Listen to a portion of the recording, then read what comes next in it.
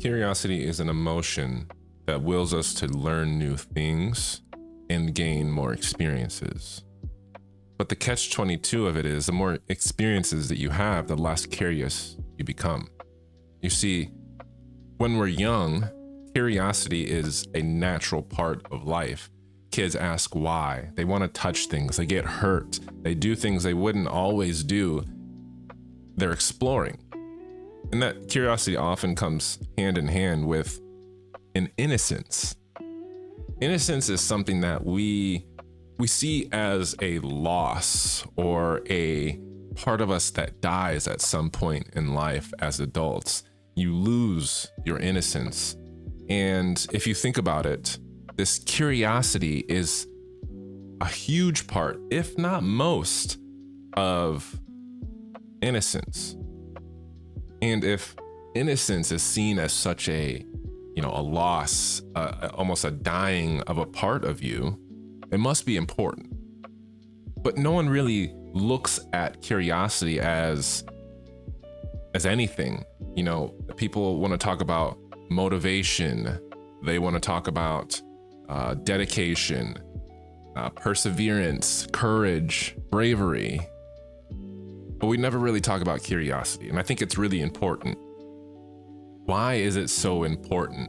And why does it feel like a loss when we lose this? To be honest, curiosity is what develops us as people.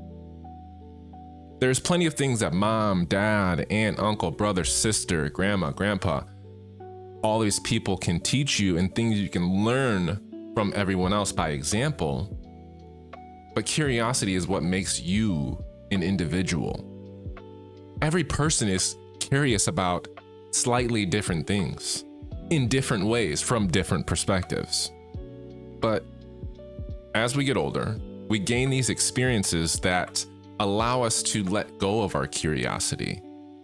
At a certain point, you almost feel like you have it figured out, but most of the time we feel like we have it figured out and know that we don't have it figured out at the same time. So yeah, curiosity is important because it pushes you towards new things. You feed your curiosity and it develops you as a person. Curiosity fills in for motivation when it's not around. Half of the battle of becoming who you want to be is the motivation to do the hard things. Motivation is fickle. It's there at full power sometimes, and then other days it is gone, 100% gone. And it's not something you can really control. You can feed it.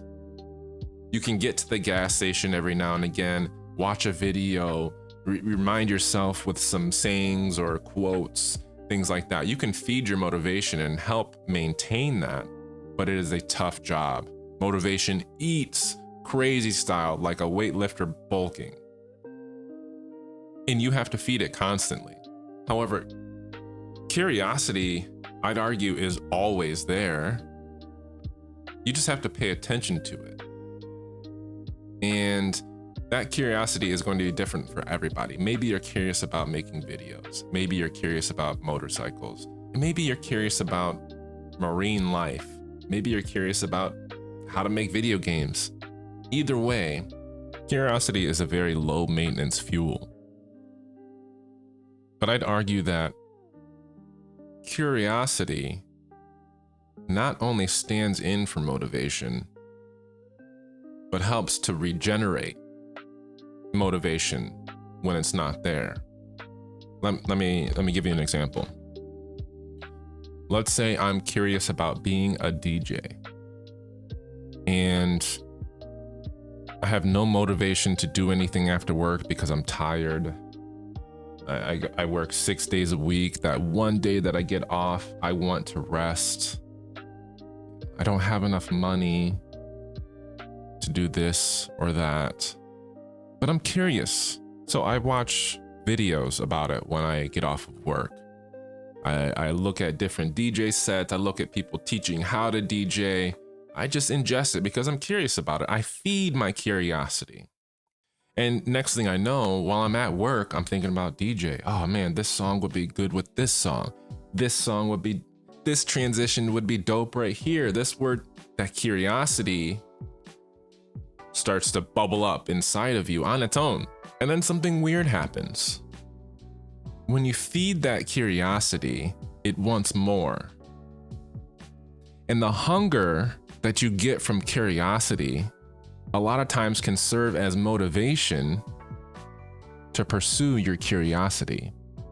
So going to work, stupid hard, depressing, but you're looking forward to feeding your curiosity after work, so that can motivate or bolster you through your workday so you can get back to feed your curiosity.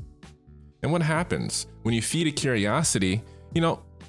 Maybe that curiosity leaves. Maybe you run out of curiosity for that thing. And that can happen, does happen, and will happen.